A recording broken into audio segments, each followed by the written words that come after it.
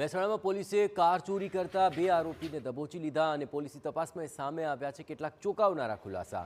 આ ચોર કોઈ સામાન્ય સાધનોથી નહીં પણ ટેબ્લેટ અને સોફ્ટવેરની મદદથી વાહનની સિસ્ટમ હેક કરીને માત્ર 5 જ મિનિટમાં કારની ચોરી કરતા હતા।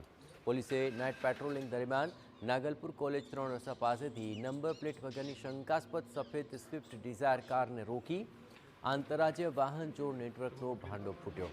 આરોપી સલીમ અગાઉ દિલ્હીમાં કાર કંપનીમાં કામ કરી ચૂક્યો હોવાથી કારની ટેકનિકલ સિસ્ટમનો એક્સપર્ટ છે। આરોપીએ કબૂલાત કરી રહ્યો છે કે તે કબાડીવાળાઓ પાસેથી ચોક્કસ મોડેલ અને કલરની કાર ચોરવાનો ઓર્ડર લેતો હતો।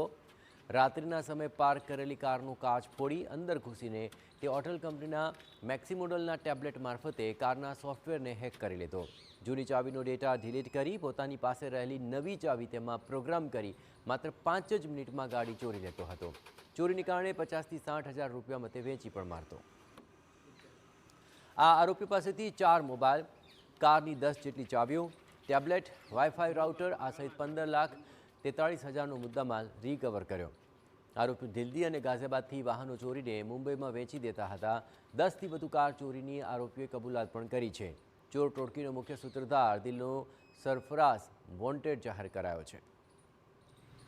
આરોપી સલીમ નાનુ યામીન પઠાણ કે જે પહેલાં મારુતિ સુઝુકી કંપનીની અંદર નોકરી કરતો હોય અને ટેકનિકલ રીતે બહુ એક્સપર્ટ હોય, એ વાઈફાઈ મારફતે એક ટેબ્લેટ તેમજ કોમ્પ્યુટરાઇઝ ચિપનો ઉપયોગ કરી